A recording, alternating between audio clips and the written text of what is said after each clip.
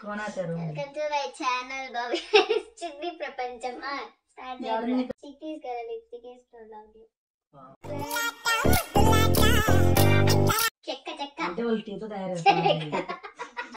చెక్క కలర్ వేసారు రా అంటే గర్ల్స్ అంటే బాయ్స్ కి గర్ల్స్ గోల్స్ ఇంకా వేరేది ఏం లేదు ఓ మై గాడ్ టచ్